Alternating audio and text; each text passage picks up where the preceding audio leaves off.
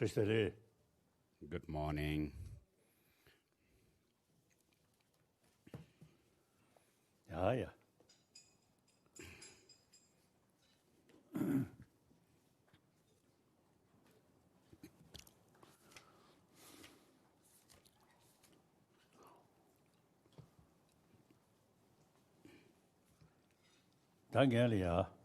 So first of all, give a general introduction into explanation.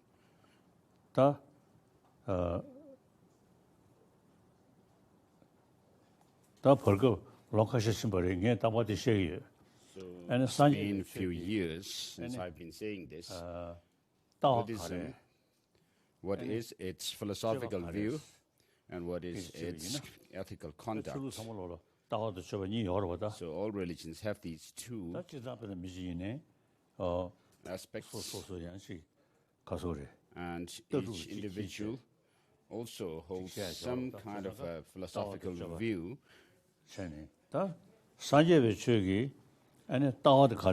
So the Buddhist philosophical view is dependent origination. Dependent origination, and the ethical conduct is non-violence or not harming others. And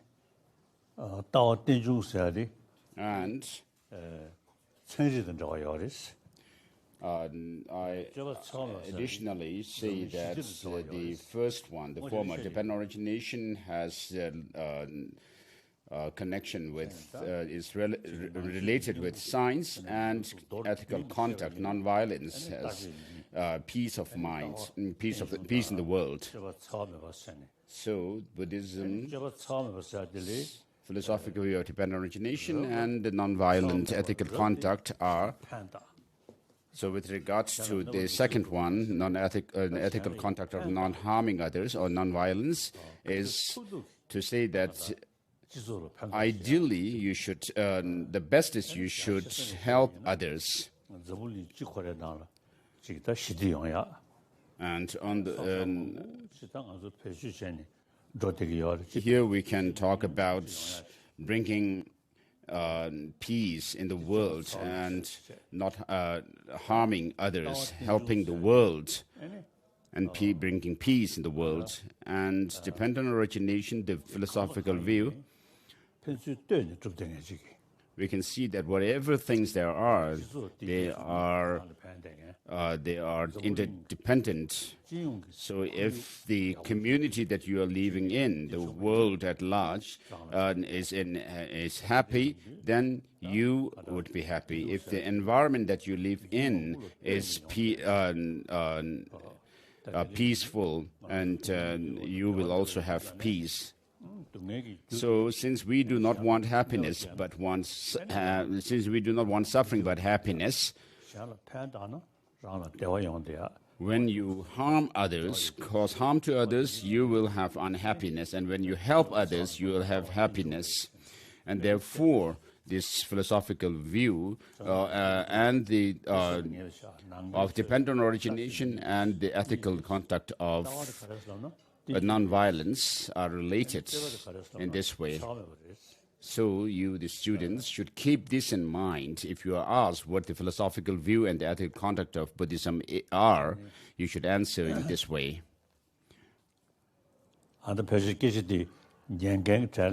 So amongst those who are listening to me, so perhaps one of the senior most officials, former officials of Tibetan government or CTA is Tashiwangdula.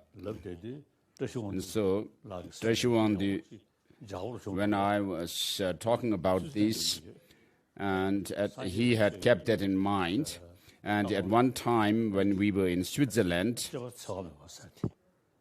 and so he didn't remember the Tibetan origination, the word Tibetan origination as the philosophical view, and he was looking at me as he was giving his talk.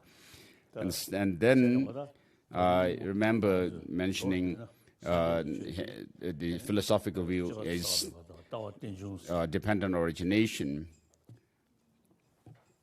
That dangerous, I think, as a church training, So with regard to dependent origination, we can relate it to a philosophical view or the environment and also our health, because our health also is dependent on many different causes and conditions. And so in Tibetan, we talk about 5 major and 5 minor sciences, such as art and crafts, medicine, and epistemology. So with regard to epistemology, it has to do with removing our ignorance and understanding the reality and truth. So for world peace, we need peace within ourselves, in our mind.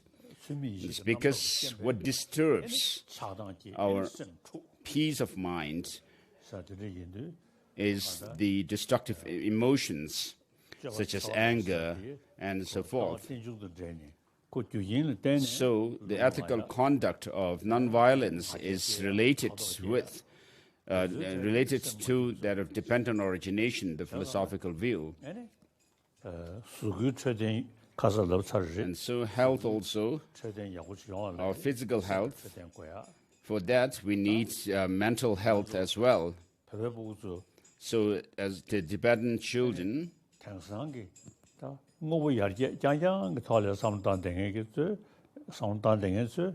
so those who only think of material development alone, they only think in terms of physical health when we talk about health. So there are, of course, marvelous facilities in the big hospitals for physical health. But nobody talks about mental health.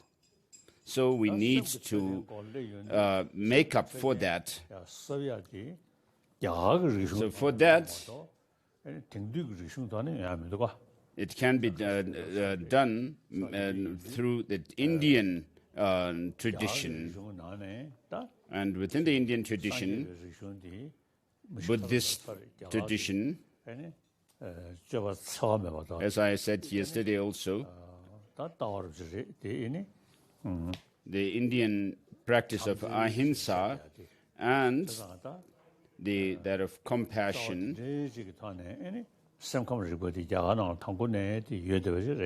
And so in relation to these, there is in Indian tradition that of the understanding of the mind and emotions, psychology. And so the Buddha expanded on what was already there in this tradition, in the Indian tradition. So as soon as the Buddha became enlightened, he said he found this nectar-like teaching, which is profound, and so forth. And if he were to teach this to others, nobody would understand. So I understand this as the Buddha having given the essence of his teaching with peace, by profound and peaceful. He refers to that of the first turning of the wheel of Dharma, the teaching on the Four Noble Truths, and the phrase free from conceptual elaborations refers to the characterless teaching on the lack of characterization or characteristics, the second turning of the wheel of Dharma.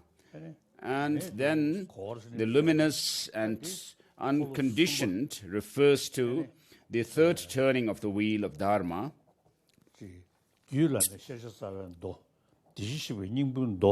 Particularly those of the Tathagata Garbha Sutra, and so forth, which come under the category of the third turning of the wheel of Dharma. So during the second turning, the perfection of wisdom teachings, the Buddha had already taught that of the object clear light, which is emptiness.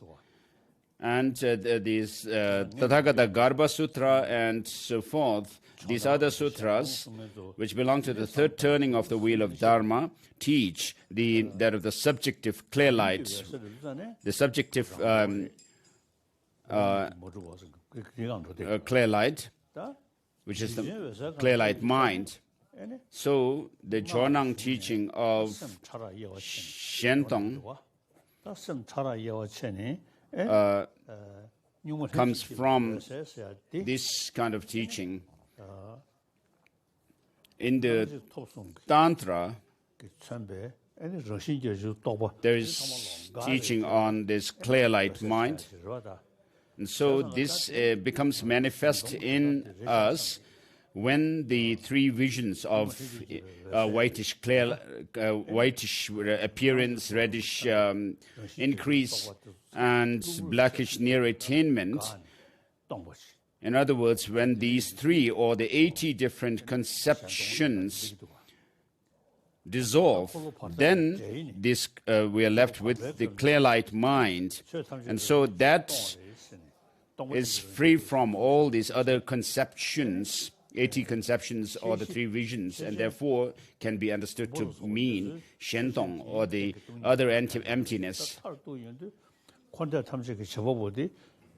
So ultimately, this innate clear light mind is the doer or the basis of all appearances in the universe. In the Dzogchen terminology, they use Shi and Shinang, the basis and the expression of the basis. So these different appearances, including the three visions of clear white appearance and so forth, all dissolve this expression of the or the appearance of the basis or the expression of the basis, all dissolve into the basis.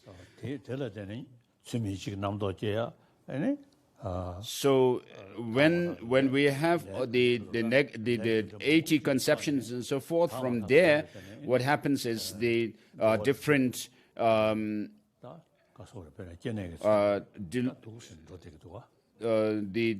mental afflictions arise because of the inappropriate mentation. So ultimately, there is the Buddha's Swabhavika Kaya, the nature truth body.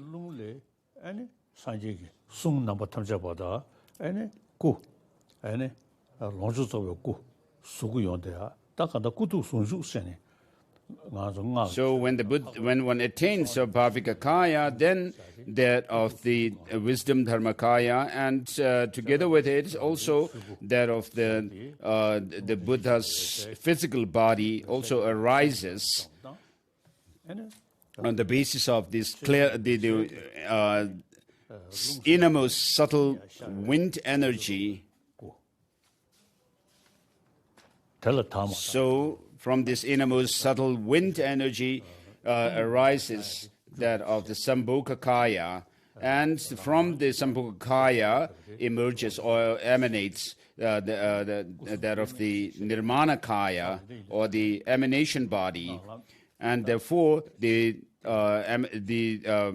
two, the Sambhogakaya or the complete enjoyment body and the emanation body are the bodies of the Buddha, which are meant for helping other sentient beings. Whereas the Dharmakaya, the wisdom Dharmakaya, and the truth, the nature truth body, that of the Sambhogakaya, Swabhavika are meant for one's Buddha's own interest. And so because of realizing this, the profound nature of emptiness and so forth, fully the Buddha turned away from, the Buddha's mind turned away from giving teaching right after his enlightenment, and therefore he said, this peaceful, profound, free from conceptual elaboration, luminous and unconditioned, this nature-like truth I have found or discovered, even if it was taught to others, no one will understand it, so I shall remain silent in the forest. And so the Buddha,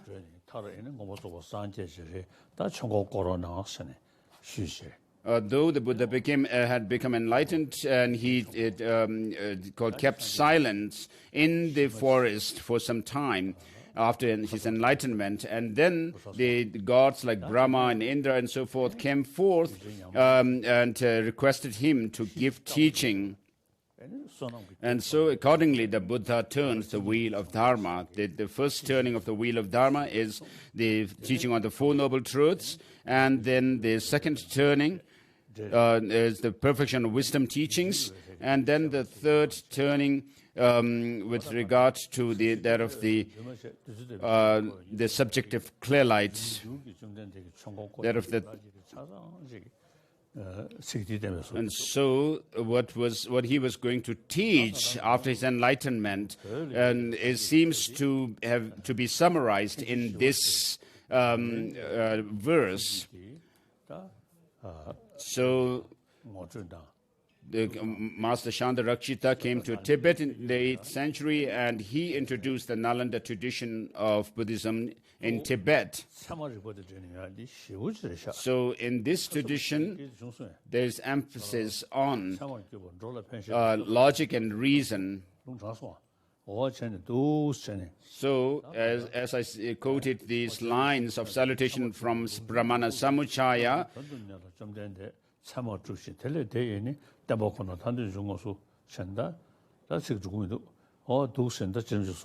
so Tsongkhapa also has mentioned that this these salutation lines of Brahmana Samuchaya were explained in and are explained in the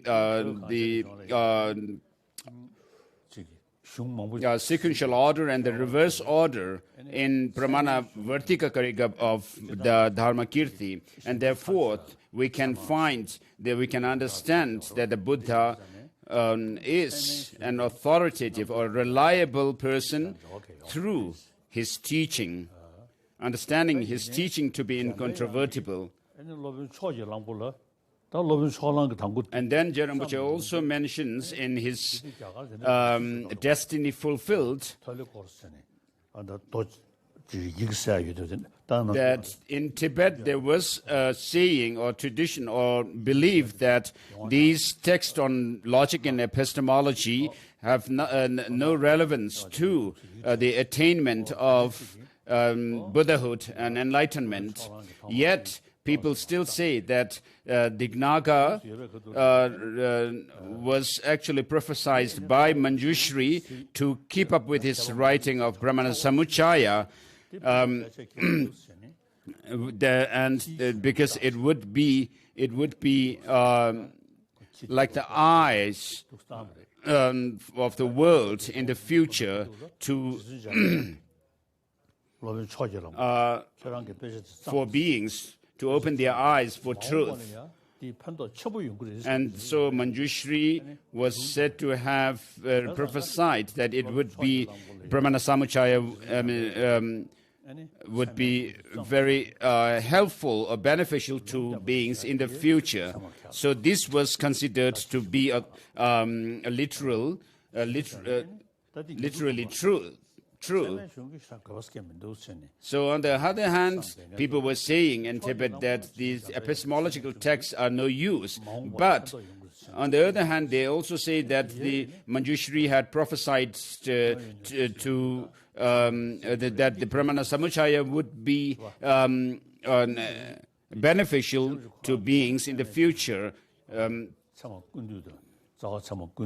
therefore, Rinpoche Tsongkhapa himself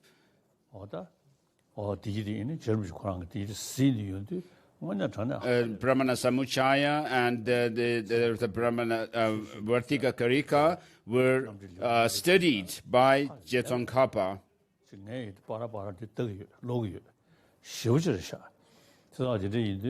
And then I also sometimes read Pramana Samuchaya.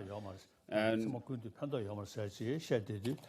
so there is a contradiction in this saying that on the one hand the text on epistemology are no use, and on the other hand that Pramana Samuchaya was prophesied to be beneficial by Manjushri. So this is this most unreasonable assertion Rinpoche says in his Destiny Fulfilled.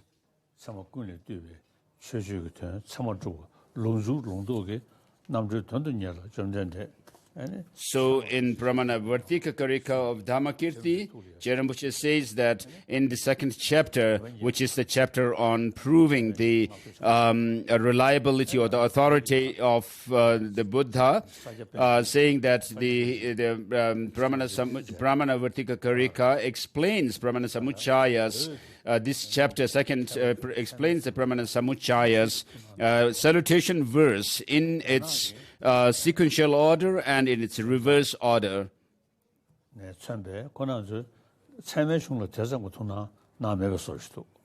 And shows that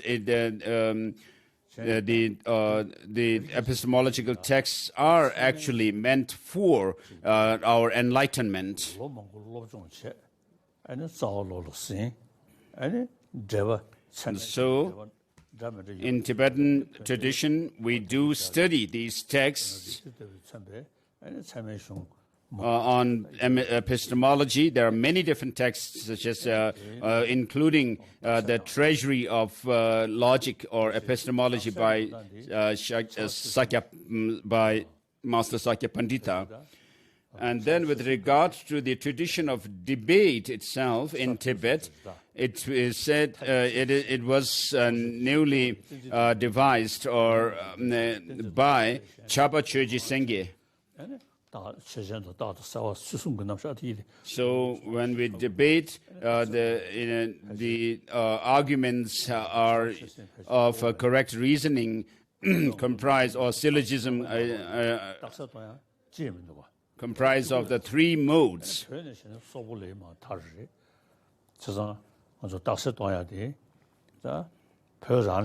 So the debate was prevalent, most prevalent in Tibet.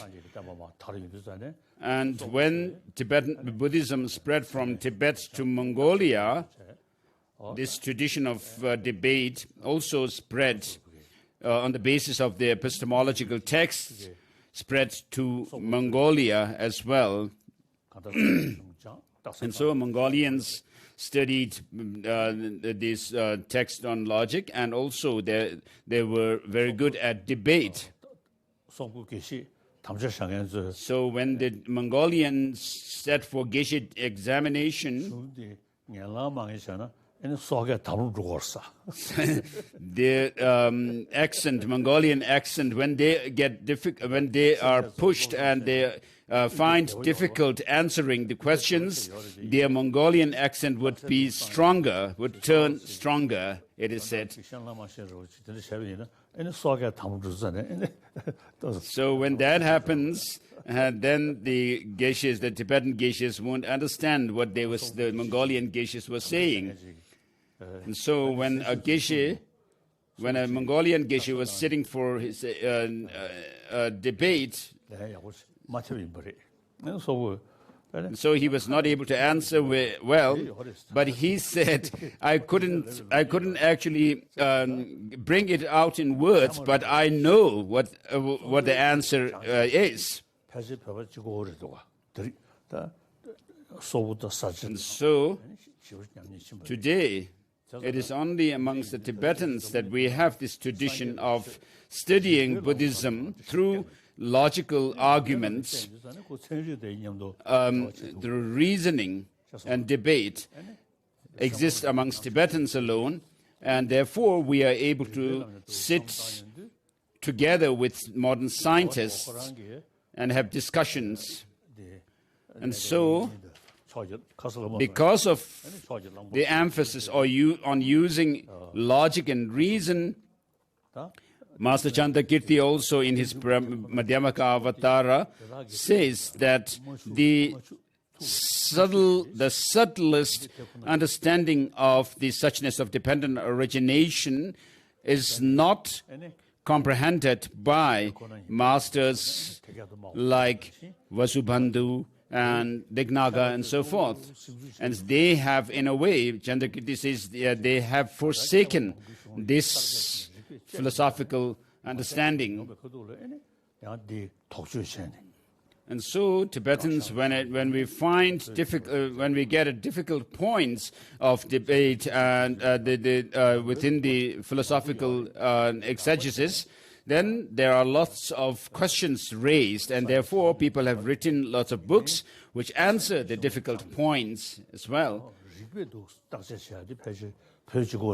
So though there are many countries following the teaching of the Buddha, Buddhist countries, yet it is only amongst the Tibetans, we Tibetans who have the tradition of studying the teaching of the Buddha extensively and rigorously through reason and logic. So of course, Buddhism had spread to China even before it spread to Tibet. Xuanzang, the Chinese master, he was a follower of Master Nagarjuna's tradition. So I had learned something new. In South India, somewhere in South India, there was a river. So there is a source of the river.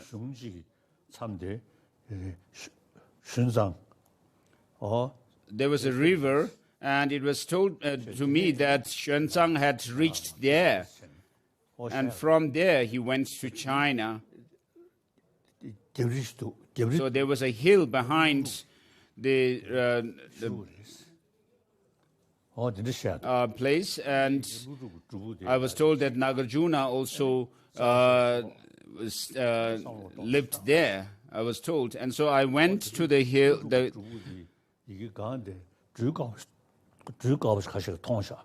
So there was, it was like a cave sort of thing, a rock cave, and on top of the rock cave, people told me that there was a white kind of a snake. And when I was coming down, I found a conch shell,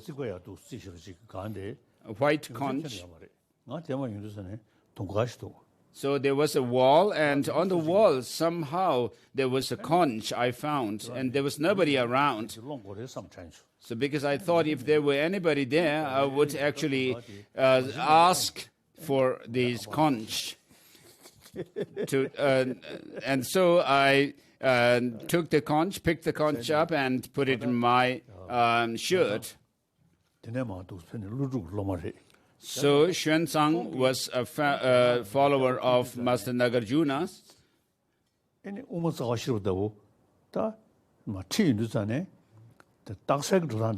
So, therefore, we have the Chinese translation of Mula Madhyamaka Karika. And so, since it was translated there, it should have been used to study through logic and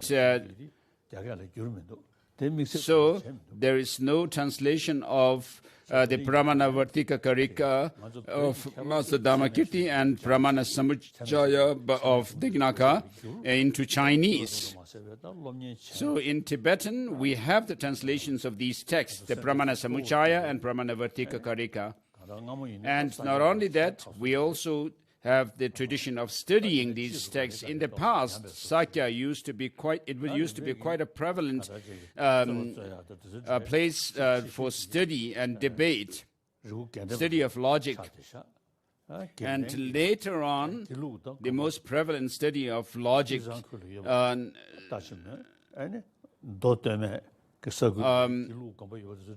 spread in the Geluk monasteries. So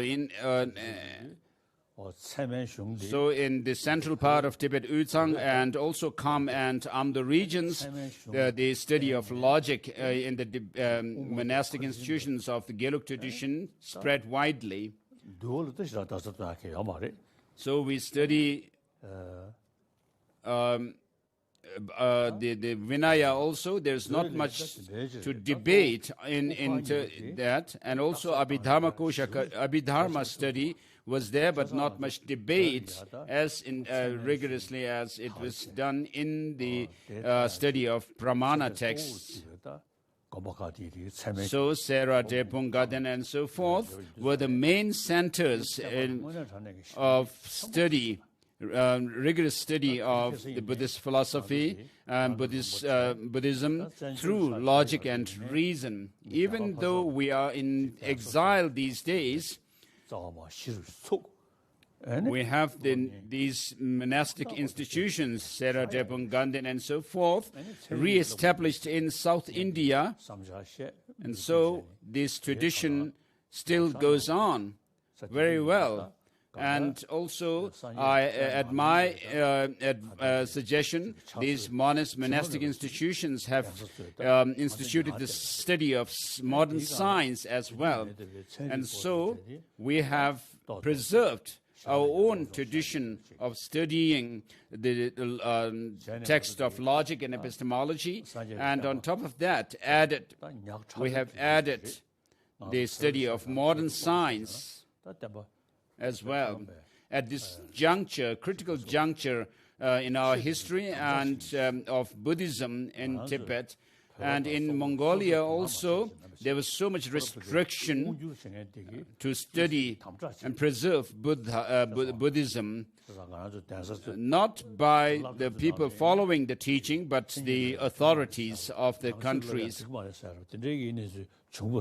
So there was our objection to study Buddhism and study philosophy,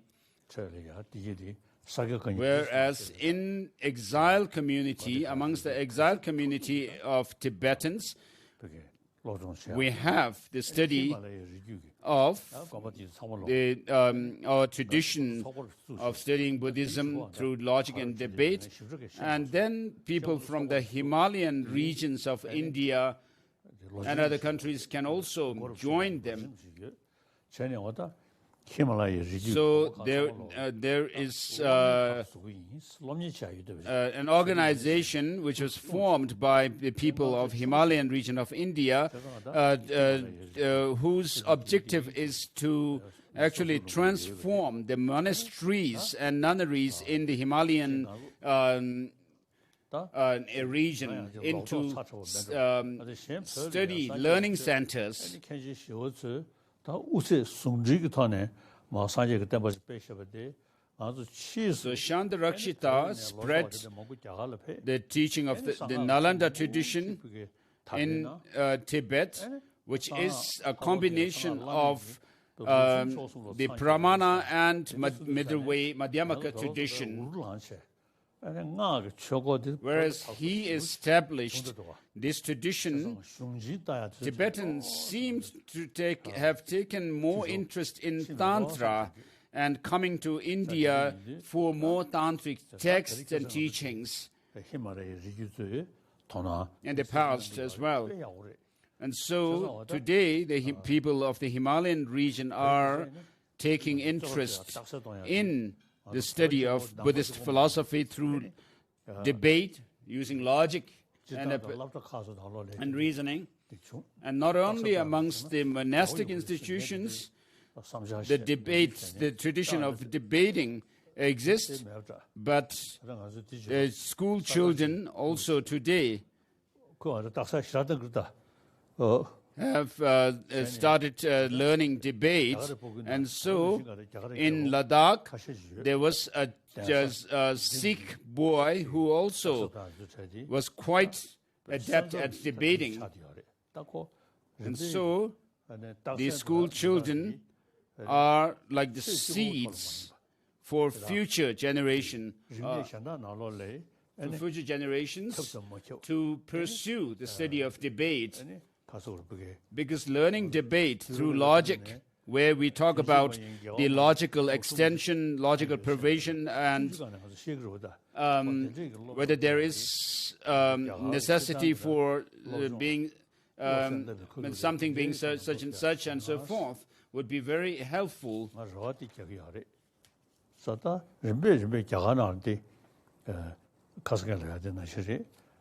So gradually, because the psychology that we study in Buddhist literature came from India, and so if we could actually bring it back to the Indians in school system, it would be great service. Mahatma Gandhi spread the principle of non-violence, which is an Indian practice, throughout the world. And similarly, if we could spread the study of psychology, mind and emotions, and also logical approach, this is my wish. It would be good. So I jokingly tell Indians,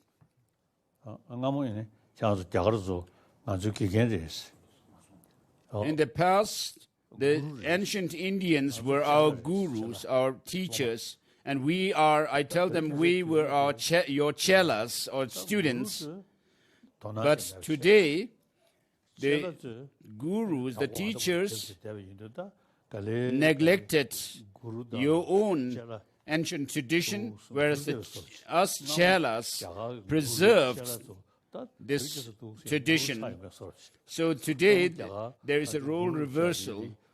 The chela, the ancient chela, has become are becoming the guru, and you, the ancient gurus, are becoming our chelas. And therefore, we can see how well we have preserved in Tibet the tradition, the Indian tradition that spread there. So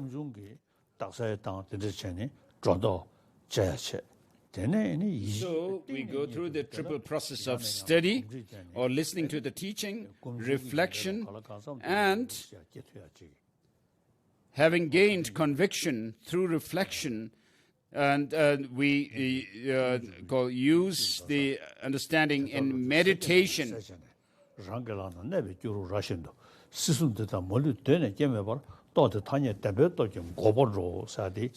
towards the end of the chapter 6 of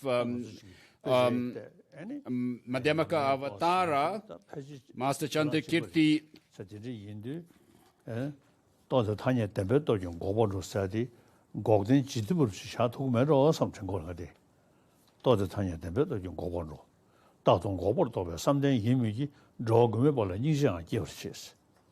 아니 대공 뜻이 송제상 전들이라니 멀리 본 홀로이 파벌 치와인스. 그래서 아주 빨리 취준 집어다 결론도 저 뭔가 전에 지수 이란이 할래요. 그래서야 내가 로지 정서 대걸 해서 그 시르랑게 아니 생각에 결론도 되체 미 빨리 기타 취준 집어다 가지고 애는 코란즈 빨리 기타네 뭐 So one time I was meeting with Sri Lankan scholars, and they recited certain lines from the Pali scripture, Barmen Galonda, Thailand Galon, Tanga Lomoguchin, and Washington, Kashan, and some Shadi. Tenanzo, some of what is the Yomaris, the Hindu, middle summer. I used to tell some Thai monks and the Theravada monks from Thailand who are my friends. I tell them that you following the Pali tradition, do not use logic and reason in the study of Buddhist scriptures, and therefore it's like you don't have teeth. When you actually encounter a very tough point in the teaching, you cannot chew it. And this verse from Madhyamaka Avatara, where it's, the Master Chandrakirti says that thus illuminated by the rays of the wisdom's light, the Bodhisattva sees as clearly as the gooseberry on his open palm, that the three rams and so forth, and then the verse 25, 225. And so, Master Chandarakshita has set this example of studying, pursuing the study of Buddhism amongst the Tibetans, and so this for this we should be grateful to him.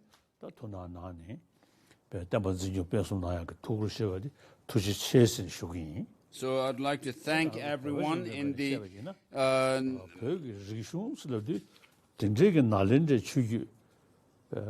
Himalayan regions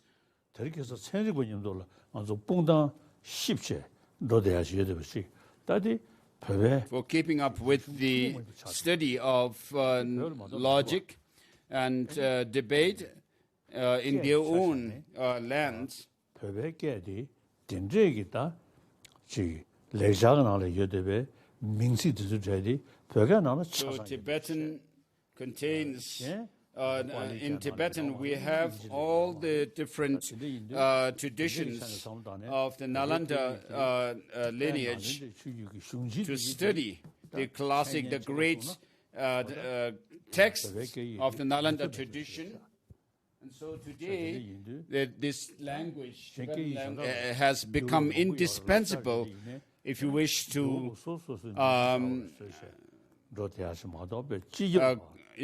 understand the classic texts of the Indian tradition. And so Tibetan is the best language today for studying the Nalanda tradition. The profound Nalanda tradition, the in-depth study of it, for in-depth study of it, and we should, there's no,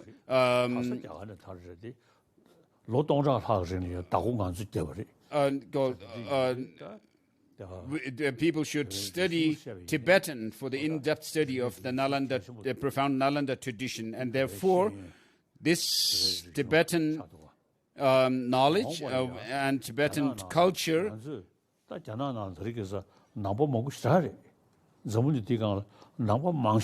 So this is Tibetan culture, and today the greatest population of Buddhists is in China, in the People's Republic of China, and there are more and more Chinese taking interest in studying Buddhism,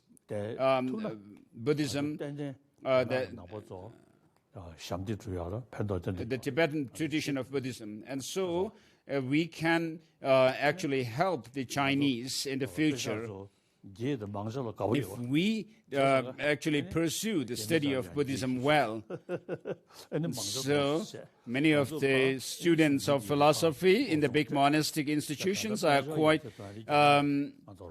they like money, and so because of that, they could actually ask for fees from the Chinese. And so economically, we can rely on China, and in terms of Dharma, we can actually contribute, help them. So, with regard to the text in praise of the Buddha for teaching Dependent Origination,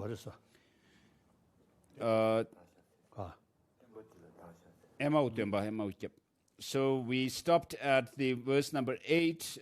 We are on verse number 9 today. So I read Belmar Teba by Johnny Lama Rinpoche. 어디?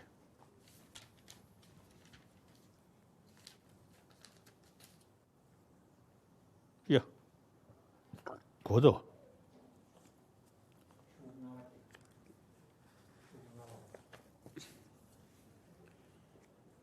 어디? 에모 어떤 뭐 에모죠? 에모 뭐서 에모인 거. So wondrous teacher, wondrous refuge, wondrous speaker, wondrous sphere, I pay homage to the teacher who taught well, dependent origination.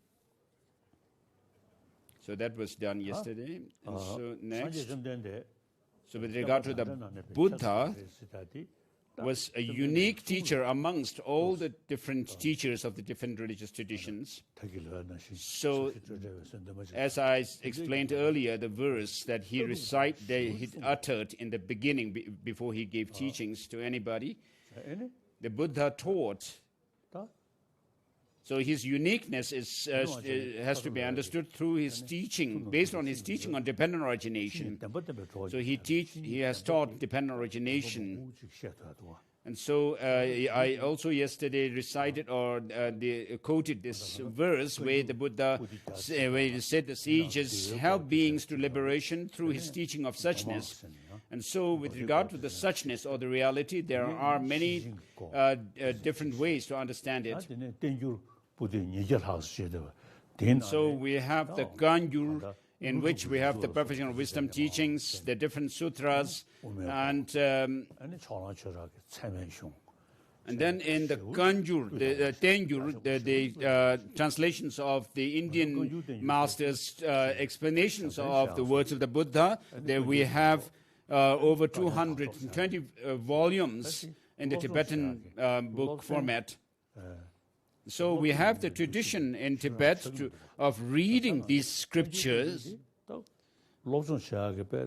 and these are not used as books for study. So it is actually important for us to use them for a study of the Buddha Dharma. So, regarding Madhyamaka, we have the tradition, we have the saying of the yoked necks of two lions. One is Madhyamaka and the other is Pramana, that of the epistemology.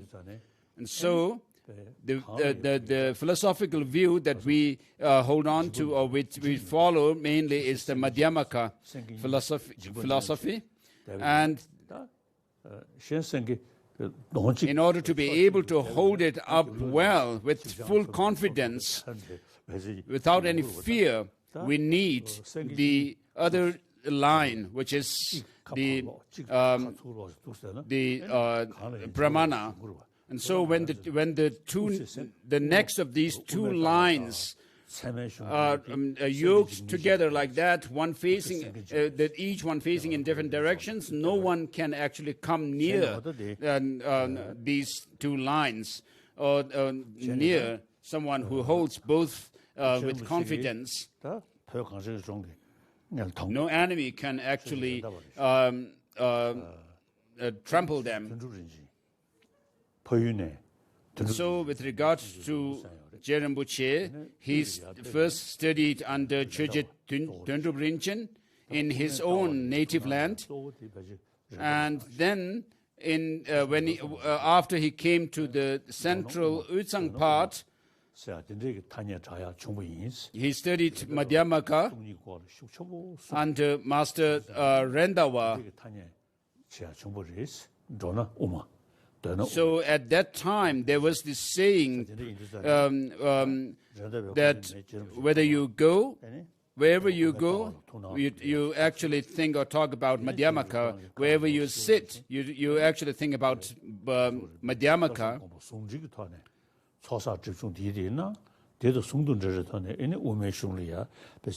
And so he followed the triple process of listening to the teachings, reflecting on them, and then meditating.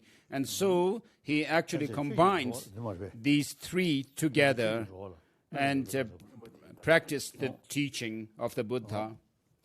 So we are on verse number 9 now. To help heal sentient beings, O benefactor, you have taught the peerless reason of S to ascertain emptiness, the heart of the teaching. And so verse number 10 also read. Jenny, don't want you said the any So emptiness doesn't mean nothingness, as some people do talk like, oh, there's nothing, everything is empty. But in any case, the meaning of this profound meaning of emptiness or selflessness, regarding this, there is an interpretation according to the Sotantrikas, the Vaibhashikas, and Chittamatras, which are quite coarse understanding of selflessness. And when we come to Madhyamaka, and within that,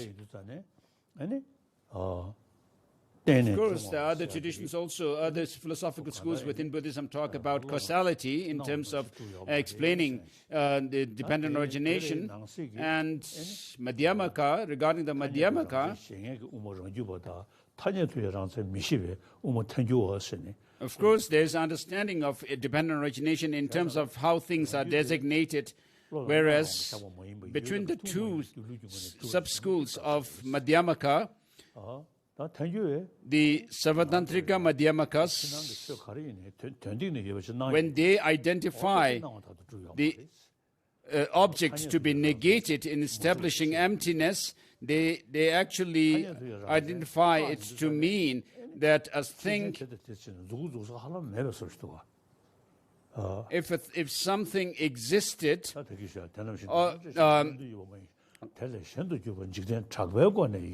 without being designated or imputed by an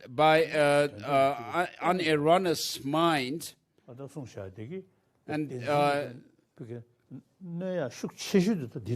from its own side, then that's the object to be negated. Whereas the Prasangika Madhyamakas, who do not exert any objectivity in things and self, say that things are merely imputed.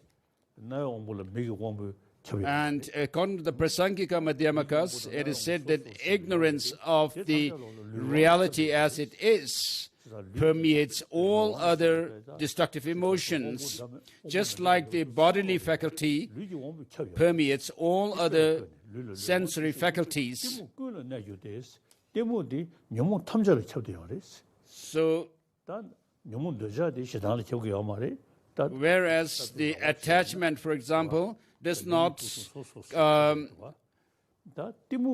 cover or permeate that of anger or hatred, and vice versa.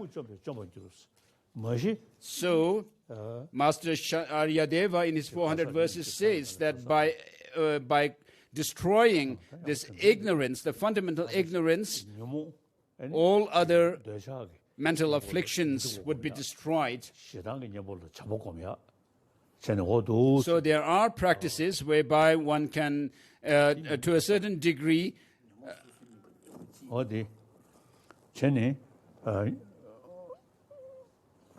to curb.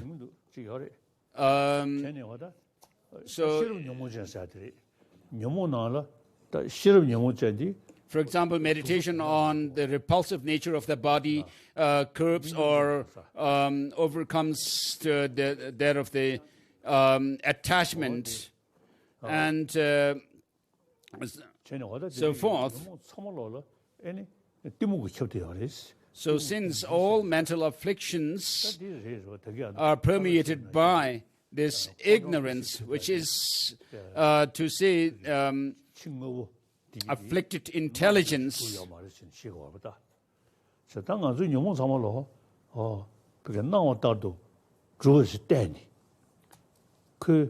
This is overcome through the understanding of dependent origination.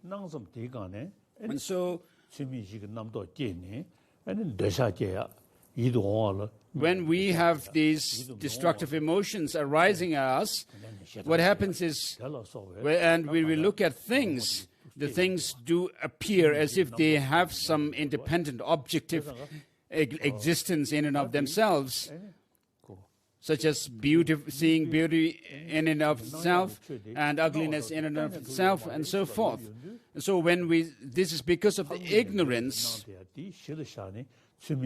which sees things to have some objective, independent existence, and because of this, then there is the inappropriate mentation, and due to which the afflictive emotions arise in us. So, I usually refer to quantum physics to think about the non-objective existence of things.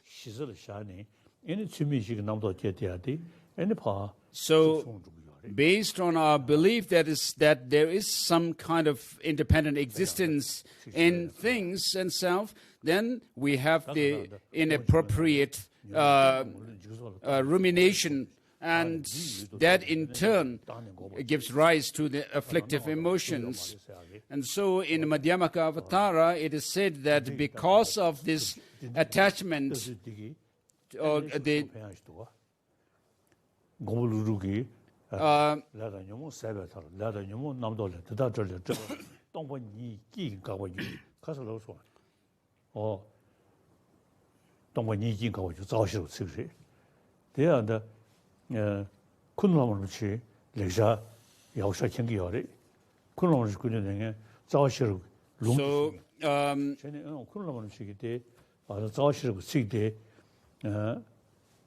Madhyamaka Avatara says that because of the personal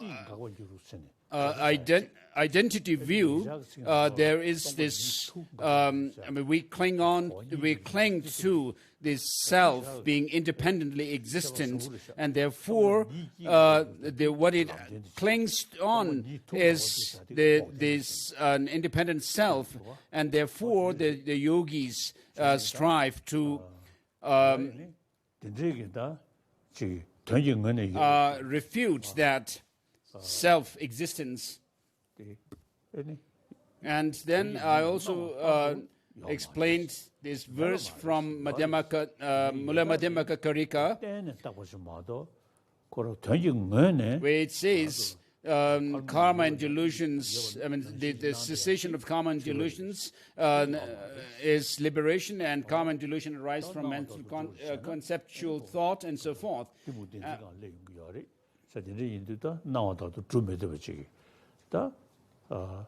So what we get into is that things arise,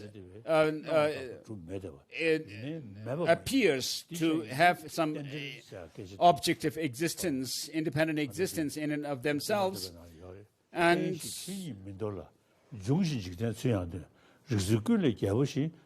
whereas things do not exist the way they appear to us. So ignorance holds on to things as if they have some independent objective existence, which is how things appear to it, and it clings to that. And the wisdom realizing emptiness does away with that. And so, with regard to dependent origination, Perma Terpa by the Chöne Lama Rinpoche says, by dependence, what is not rejected is the suchness, and by arising or arisal, what is actually asserted is the existence, the conventionality of how things exist in the world. And therefore, this reasoning of dependent origination is the king of reasoning,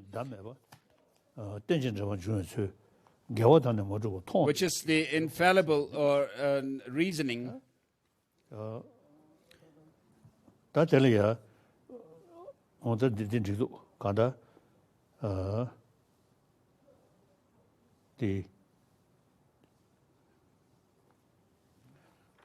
겨와도는 뭐 주어서야지. 아니 뭐라도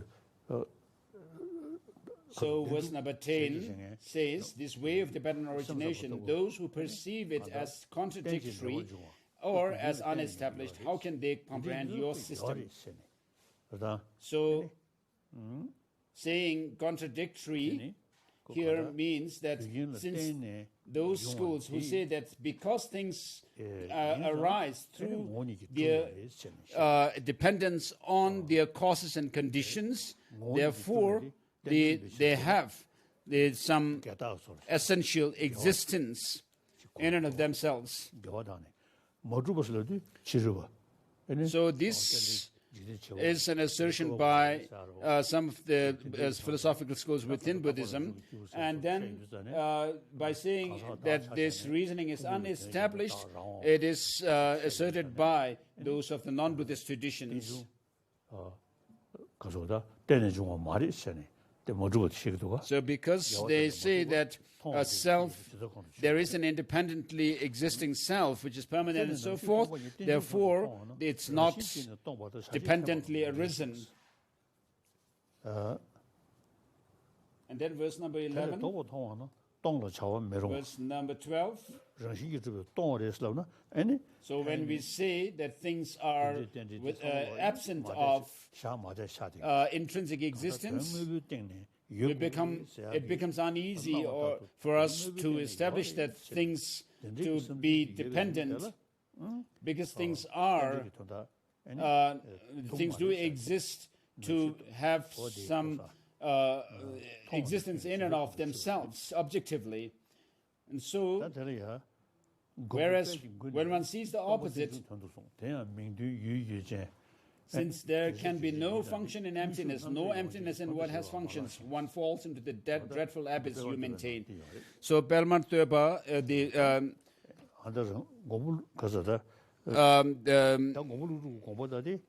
Master,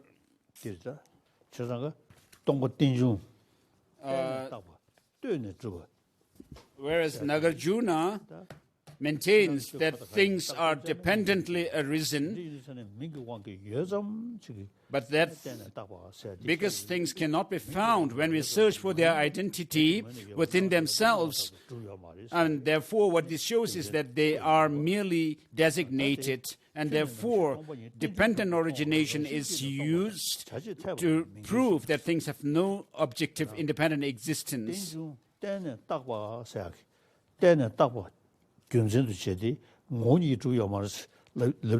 So when the reason to prove that things have no essential existence in and of themselves because they are dependently arisen,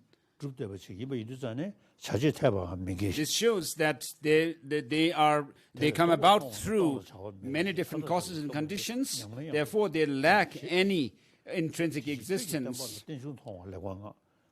And so one falls into dreadful abyss you maintain if you assert any intrinsic existence. And verse number 13, therefore in your teaching seeing dependent origination is hailed, that too not as an utter non-existence nor as an intrinsic existence. So if things were to have any independent existence from their own side,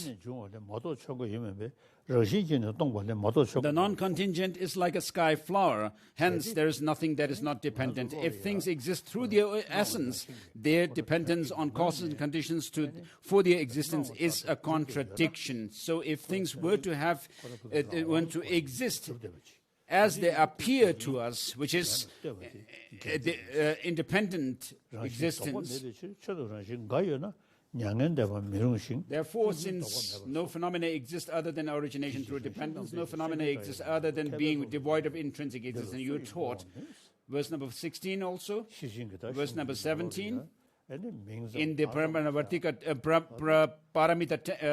Sutras, Panchaparamita Sutras, when we read the scriptures, it would appear that the Buddha was actually repetitive. Whereas if you look closely, what he goes through are the different objects that he explains to be empty of intrinsic existence. So verse number 17 read, verse number 18, that there is no intrinsic existence at all, and that all functions as this arising in dependence on that. What need is there to say that these two converge without conflict? And so, both the extremes of nihilism and eternalism are rejected.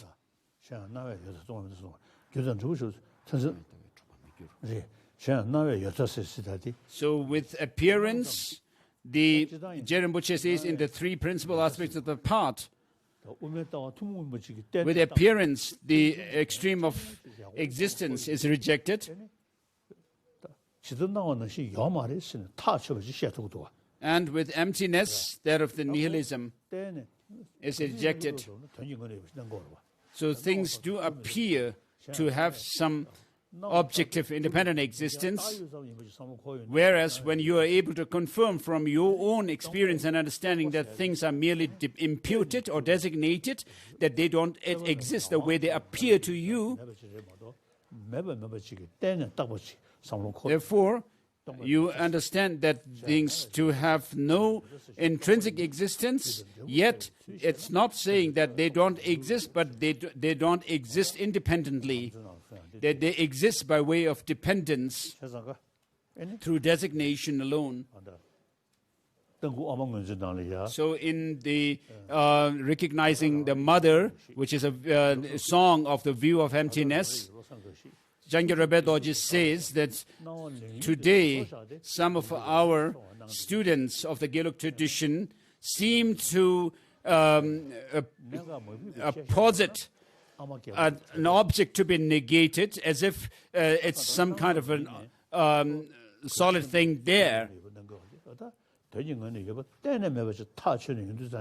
And yet they still talk about the emptiness of independent existence while holding on to something that is to be negated as if it's something there solidly. And therefore, if you are not able to hit home to the point of what you are trying to understand, there is this danger of the mother, the old mother, running away from you. There is just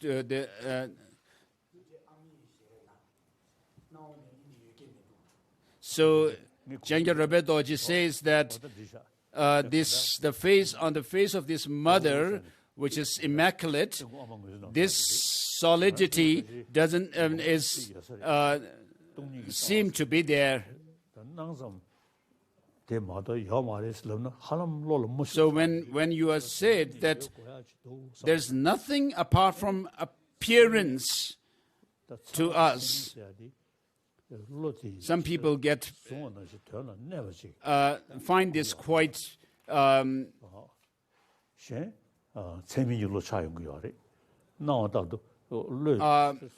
they become afraid. So though things appear in a certain way, they don't exist that way.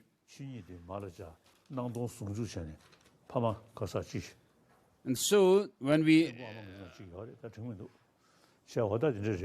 Jangya Rebbe Dorji calls the emptiness mother and the object on which you establish emptiness as the father. So because these students of the Gelug tradition are not able to understand and are not able to actually posit that things are merely designated, they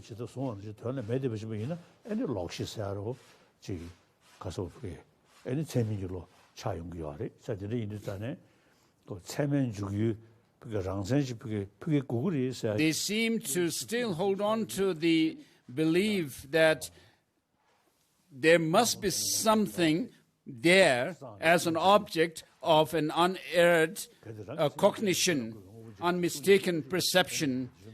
And therefore, because they are not able to say things are merely imputed, they, while trying to reject the object to be negated,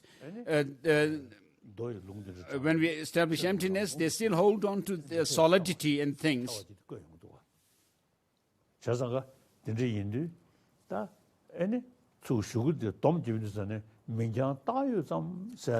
So, at the end of your analysis of how things exist, what you actually come down to, what all these analysis and the arguments boil down to is, for you, is that things are merely designated.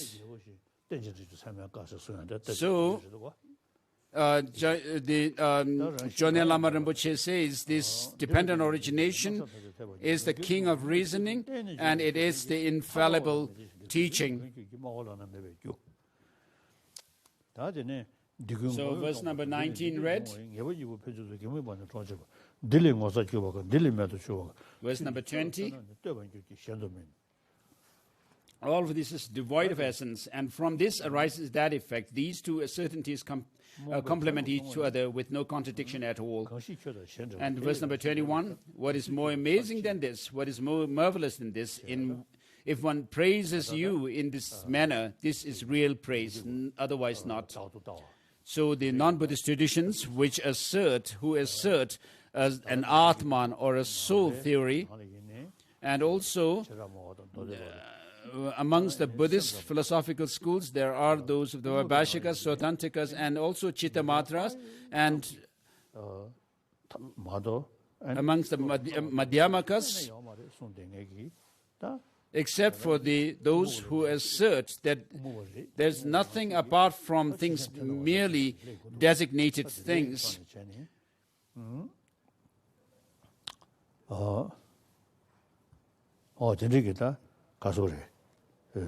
So these philosophical schools hold on to some philosophical assertion.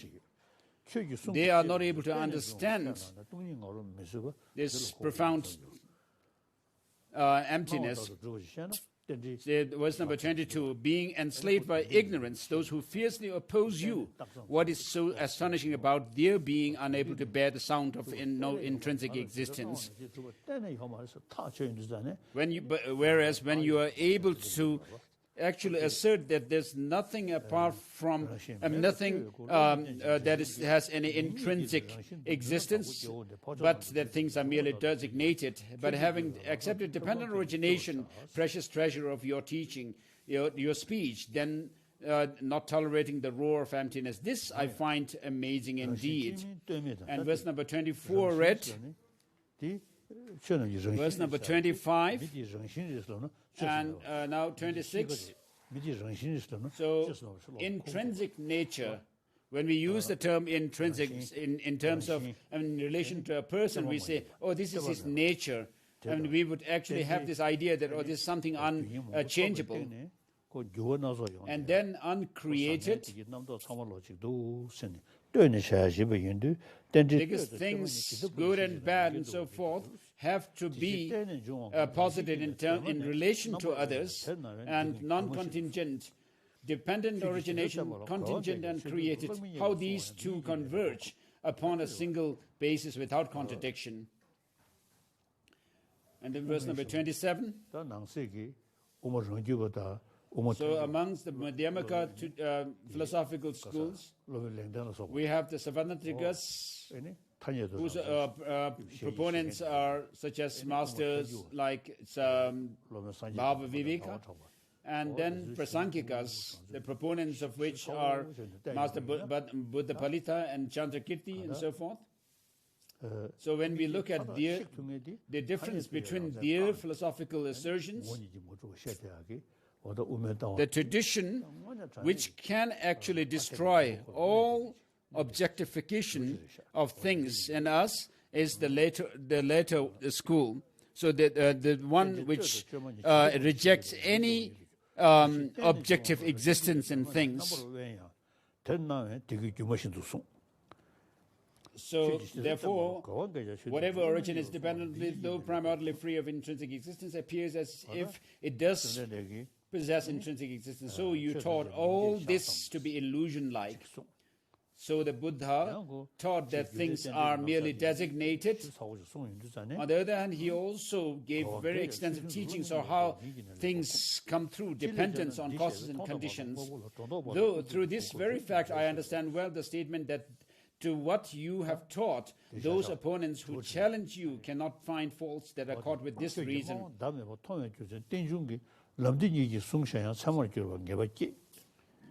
So verse number 30, through this very path of dependent origination, the rationale for your speech, and so forth. So verse number 30, done. So with due respect to Your Holiness, I would like to thank Your Holiness for this profound teaching. We have a question from Tsongkhapa Gyal from Sara College. So this is a praise to His Holiness for being the teacher of the combined teaching of compassion and emptiness, making the teaching clear.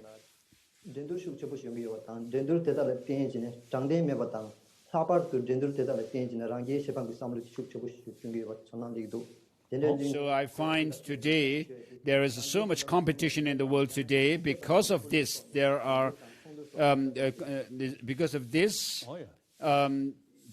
people think of actually victory for oneself and defeat for others. So how should we have healthy competition without intending or desiring victory for oneself and defeat for others?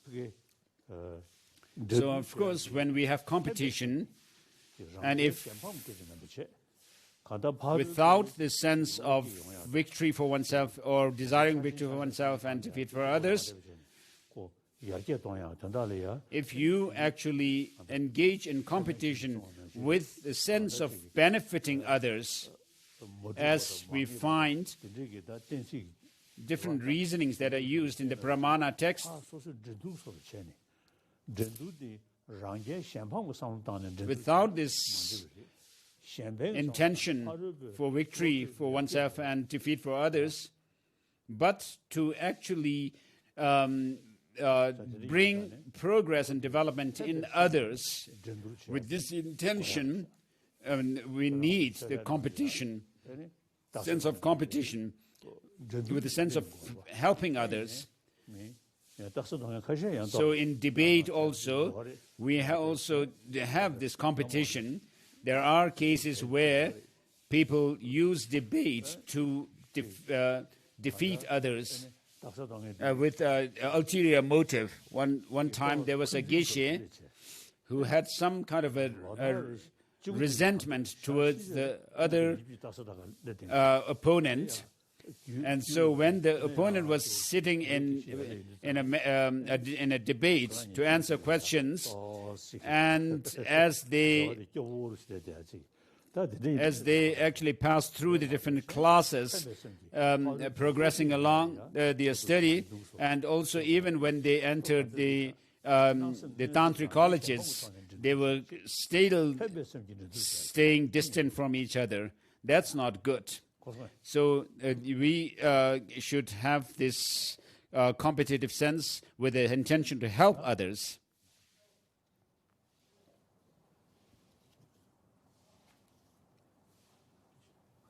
So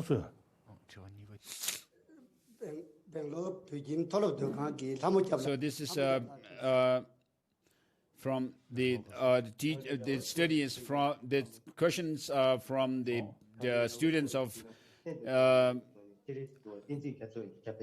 TCV College Hostel, Bangalore.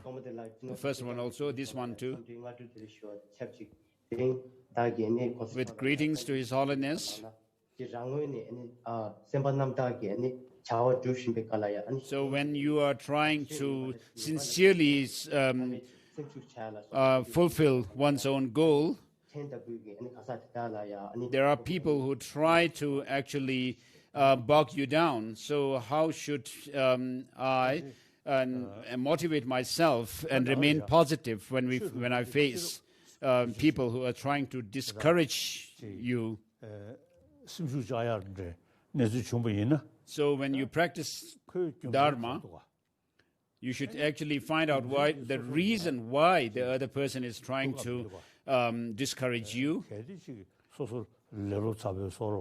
So whether that actually has to do with something that is actually because of you, like your laziness, because of your laziness, is the person actually criticizing you? So if that is so, then there is a way to actually overcome your laziness. And therefore, you should study hard. So the other person trying to belittle you would actually turn into a positive thing for you if you keep up with your courage and enthusiasm.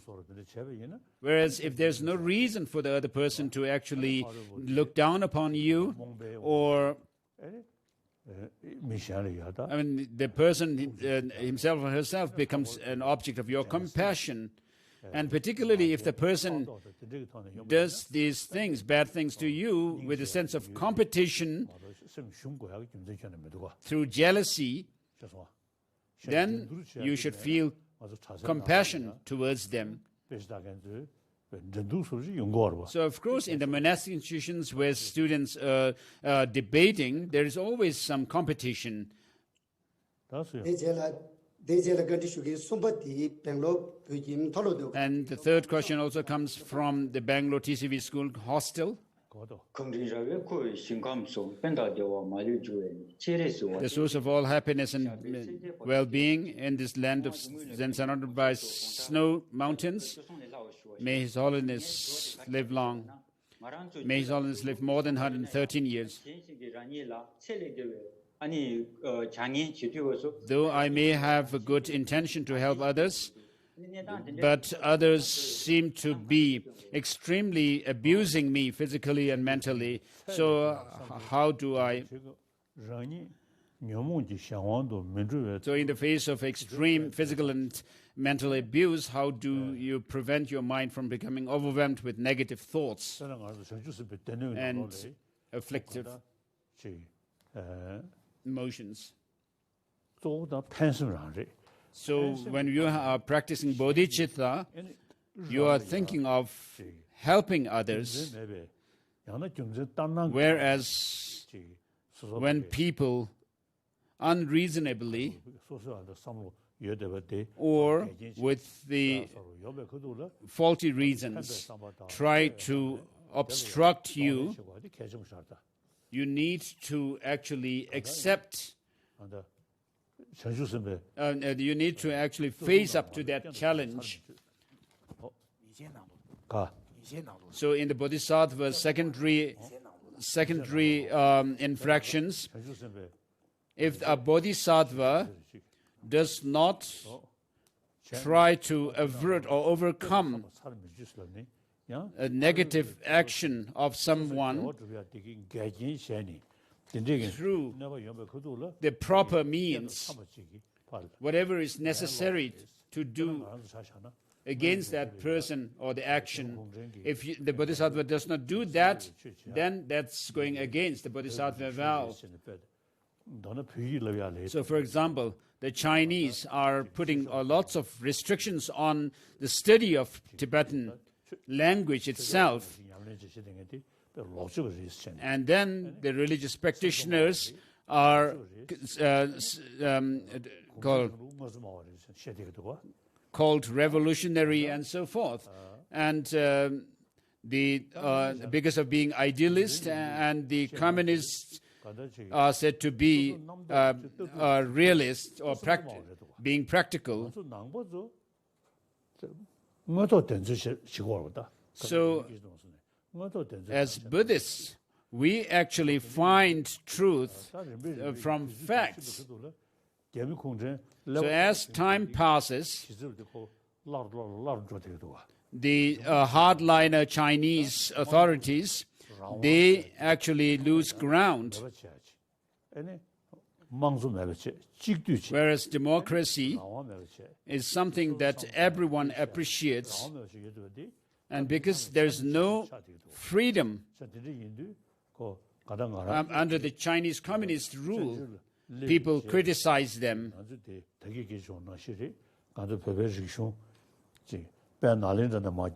So this the Nalanda tradition that we as Tibetans have preserved as our culture, in order to preserve, administer it, and promote it, this is what we are doing.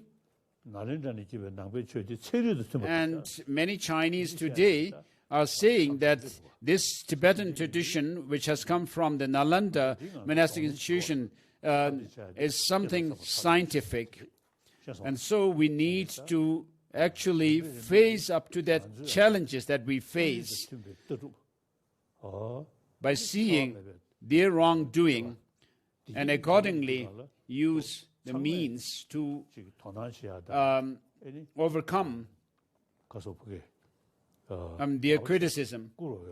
So the tradition that we have is something which is respected by people around the world who are actually able to understand it.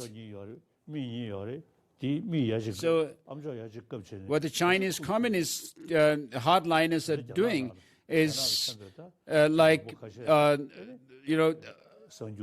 covering one eye and one ear, listening with only one ear and looking at things with one eye, like blind. And so, since we have both 2 ears and 2 eyes, we have the right to listen to what is right, what is true, and what is wrong. So, following the hardline principle, how can they actually prove themselves right,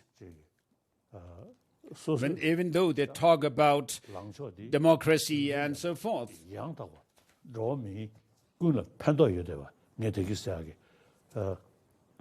So as I said earlier, what we are following is the philosophical view of dependent origination and the ethical conduct of non-violence, which is beneficial to oneself as individual and others as well.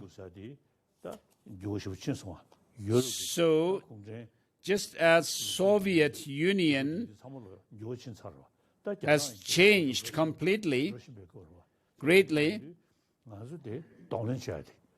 China also is undergoing change.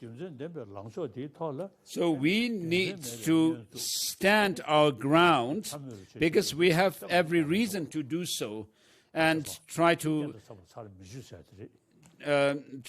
oppose the wrong done to us, which is unreasonable. So it's not good to just follow whatever others say, whether it's dirt, like a stool, or something sweet, like a candy.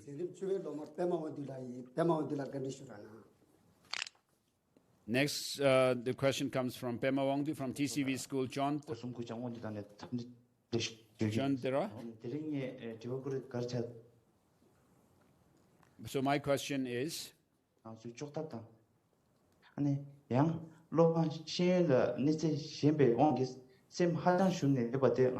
how does one reduce the extreme arrogance of the extreme well-educated people, and on the one hand, and how do we motivate students with poor academic performance? So we should have pride. Feeling confidence, self-confidence is what we need. Thinking that I can actually learn the different subjects. Because Bodhisattvas are saying that I will become enlightened for the benefit of all sentient beings. As long as space endures, as long as sentient beings remain, may I too abide to dispel the miseries of the transmigrators. So this shows the courageous nature of Bodhisattva practitioners. Whereas if you become, this kind of confidence, self-confidence is what we need. On the one hand, being proud of what you can do is needed. But if you think that who is better than me, and that's a total misconception. Of course, there are many people who are much better in their knowledge and so forth than yourself. And so, you need to see the reasons to have self-confidence and think that I can do it in terms of your study, for example. Whereas there may be students who, for example, here we are all maybe Tibetans. So we are followers of Buddhism, and particularly the Nalanda tradition, Nalanda philosophical tradition, and also logic and epistemology. So, with regard to these, we are also number one in terms of our culture. And then, religiously speaking, we are born as Tibetans who are the subjects of Avalokiteshvara. And so, we need to, there is every reason for us to be proud, thinking of our own cultural tradition, our religion, and our language as well. So, if you think through, we should always feel proud as Tibetans. There's no reason to feel low-spirited. So amongst the refugees in the whole world, there's no other like Tibetans. So we are not only preserving our own culture and tradition, but we are able to use this to help others. So we should not feel discouraged at all. We should always feel confident in ourselves. So, fifth question, student of class 9, Lakwa Drama.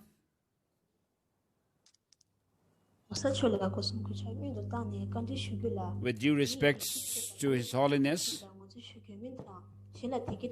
how should we define happiness? And what is meant by the statement, contributing towards others' happiness brings about one's own happiness? So, as I explained yesterday, happiness, there are two.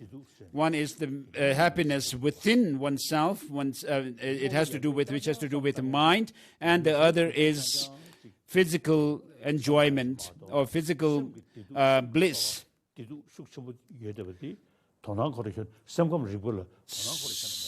So, people are mostly in the modern world more or less lost in trying to pursue physical bliss and not thinking about mind, bringing about mental happiness. And therefore, because of that, people even go to the length of committing suicide. Whereas religious practitioners living up in the hills as hermits, and although physically they have difficulties, yet that doesn't really affect their practice and happiness.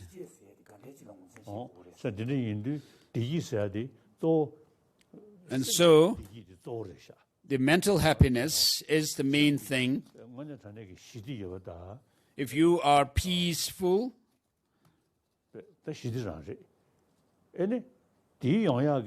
relaxed or calm, the root of which lies not in the selfish, self-cherishing attitude where you think only about yourself, me. And then you always suspect others. You're looking to the right and left and so forth. And you become unhappy. The more self-cherishing you are, the more unhappy you would be. As Lama Chapa says, self-cherishing attitude is the foundation of all misfortunes, whereas cherishing others is the source of all good.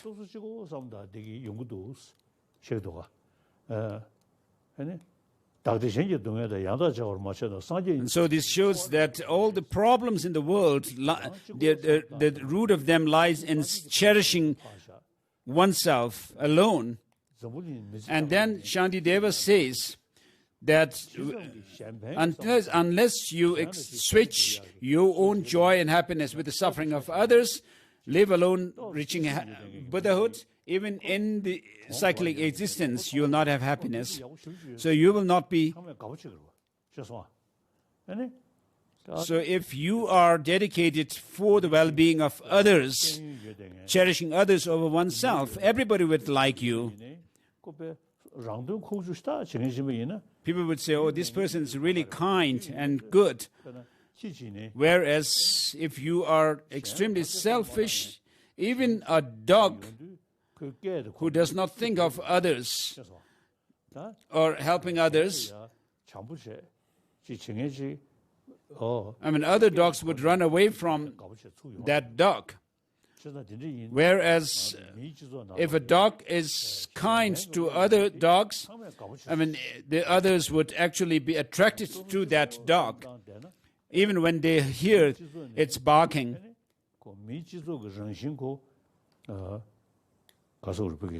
Social animals. So as human beings, we live in society, and therefore we are social beings, and therefore if you are compassionate and loving towards others, you will benefit. If you remain selfish, you will actually lose in this community. So if you remain selfish, nothing good will happen to you. So in Tibetan society, for example, if you help others as best you can, for example, helping people in India or the world, even though we are exiles, we still are able to, even though that may not be very profound, but we still pray. May all sentient beings have happiness. May all sentient beings be free from suffering. So this kind of altruism is not a foolish, blind faith. It is based on reason that all sentient beings have the Buddha nature. So if sentient beings are able to put effort, they have the potential. The Buddha himself has said they have the potential for becoming enlightened. And so this natural Buddha nature or Buddha potential, to understand this is very important. So not only do we think of Tibetans alone, but we can also help the world, benefit the world at large. I have many friends. This is because I have this Tibetan culture and tradition which I share with them, and this is what people appreciate. Since my childhood, I have been studying it and then practicing the Dharma. As soon as I wake up, sometimes when I have good time, more time, I recite this text on in praise of dependent origination. And when I was in Tibet, I went to Tsongkhapa.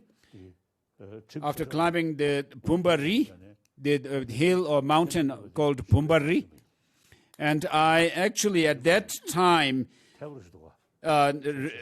memorized this text that morning. And so this is our tradition. So leave aside the people of other parts of the other countries, but even amongst the Buddhist countries, there are no countries where there is study of this kind of text, except we Tibetans. So we have every reason to be proud of our own cultural tradition. So with regard to study, reflection, and meditation, even though you may not believe in what you would study, but you should still study the books and also listen to what scientists say about some things, and then compare them. So there are books. Some Geshes compiled the book.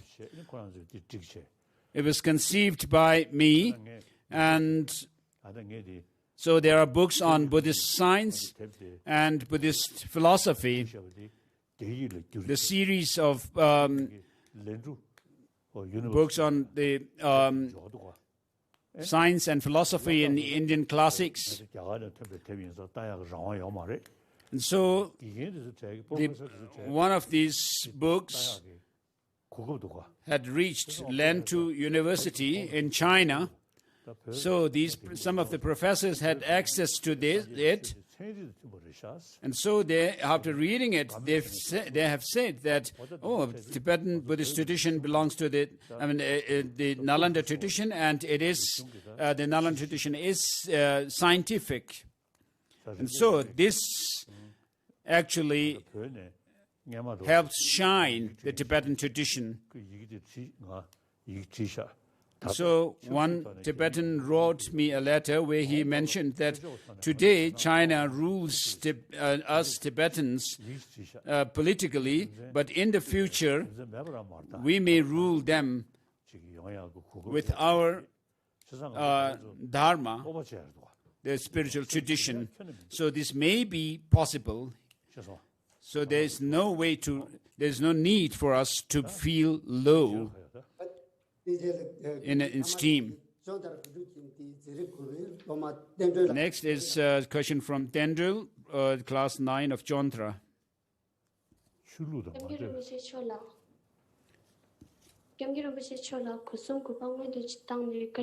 With due respect to Your Holiness, how do we distinguish between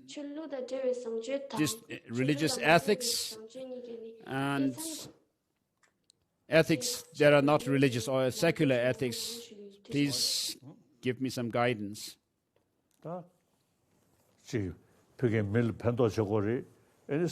So we talk about helping others, benefiting others, and having good hearts towards others, kindness. And for that, we may use our dharma or religion as the reason that we have faith in it and so forth. So when you actually practice this kindness and so forth with the background of your religion, that's religious ethics. Whereas according to the Indian tradition, and also scientifically, people say that if you are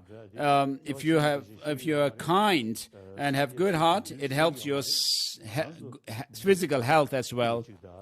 So we are not talking about the teaching of the Buddha or past and future lives and so forth, but we are talking about this life.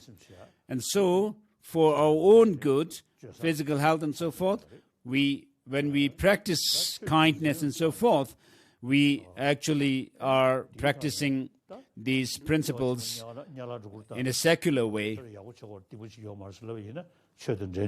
So when you reason that you should be good, because if you do bad things, you'll go to hell and so forth, those are religious beliefs.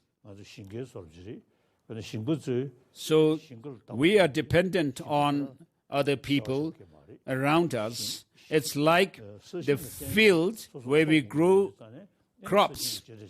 And so the field is taken care of because of that we have crops. And so likewise, people around us in our community are the ones on whom we depend for our good.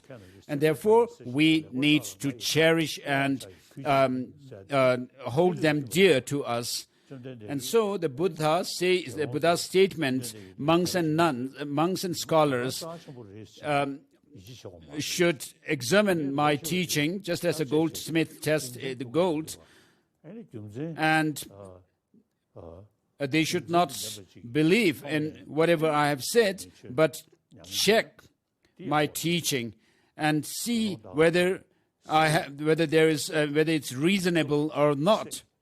Just as a goldsmith tests the purity, the quality of gold by burning, cutting and rubbing, and that the monks and scholars should not believe in my teaching because they respect me. Whereas all religions, of course, they are helpful to their followers, to people, and people of other religious traditions usually base themselves on faith. And all religious traditions teach the practice of love and compassion. Whereas the Buddha teaches the love and compassion, the practice of love and compassion based on the understanding of dependent arising. So, because of this, we can be proud of this tradition that we have. So, based on the understanding of how the mind works, the workings of our emotions, mind, and so forth, and how we can bring about good health, peace of mind, and also for our own peace and happiness, we need to depend on others. So that's a secular ethics. Whereas if you say, or if you do bad, if you harm others, you'll go to hell, then it becomes more religious. So thank you. Oh, yeah. Bye-bye. Bye-bye. Good night. Now tomorrow. Thank you.